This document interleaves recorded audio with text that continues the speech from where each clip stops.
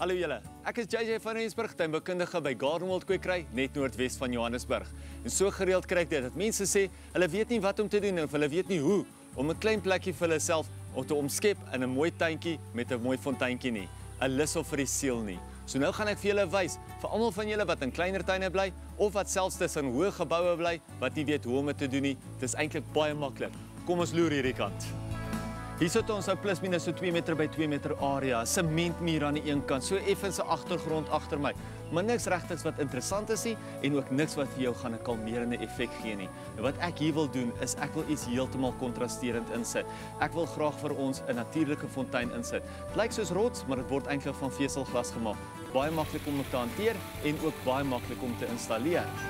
'n Waterelement in 'n mooi tuin is soos 'n kersie op 'n lekker sjokoladekoek. Dit skep baie atmosfeer, verg nie veel moeite nie en lok dierelewe na jou agterdeur.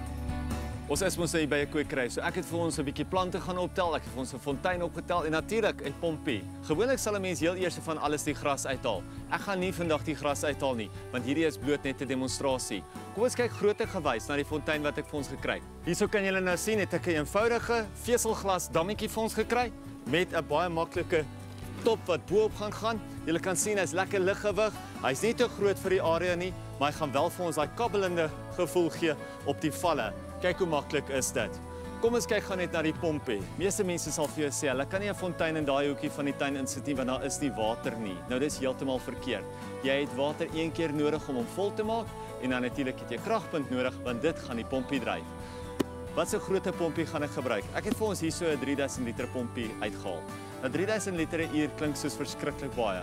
Maar onthou dit is die water wat die hele tyd sirkuleer en op hierdie fontein het ons 2 uitlate. Ons het nie net een nie. Gewoonlik sou 'n pompie van 1500 liter genoeg gewees het.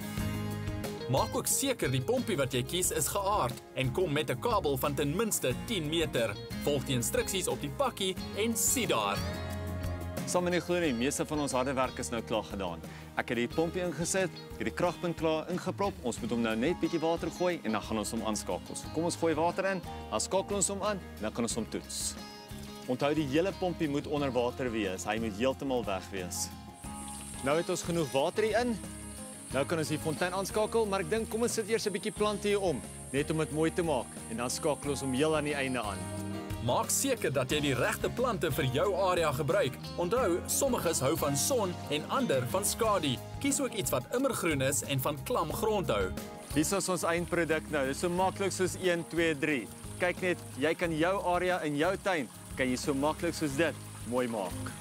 Wikkel daai groen vingers hierdie somer. Dis 'n stokperdjie vir die hele familie en kan vir ure se plesier sorg.